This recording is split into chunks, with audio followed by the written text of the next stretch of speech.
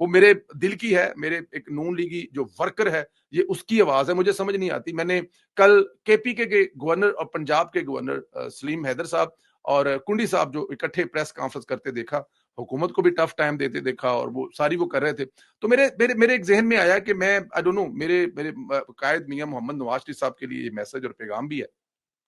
और वज़ीर-ए-आज़म मियाँ मोहम्मद शहबाज शरीफ साहब के लिए भी पैगाम है कि ये जो जब ज़रदारी साहब को आईनी ओहदे दिए गए थे और वो हमारे साथ आईनी ओहदों के साथ इस हुकूमत में सर्व कर रहे हैं, तो किसी जगह पे शायद ये भी डिसाइड हुआ था कि सिंध में हमारा गवर्नर होगा। सिंध में पाकिस्तान मुस्लिम लीग नून का गवर्नर होगा और ये 2-4 दफ़ा हमने सुना भी, सुबह-शाम हो रहा है, हो रहा है। बेहतरीन नाम है वहाँ पे, मैं ज़्यादा नाम नहीं लूँगा क्योंकि ज़्यादा नाम लेने से फिर वो कुछ नाम रह जाएँ तो बेहतरीन नाम है हमारे सेनेटर हाशमी साहब जो है उनका नाम लेना चाहिए यहाँ पे कि वो वहाँ पर मौजूद हैं और उसके अलावा बाबा जी वहाँ पर मौजूद हैं, हाँ जी, बशीर मेमन साहब वहाँ पर मौजूद हैं और उसके अलावा बहुत सारे नाम हैं जो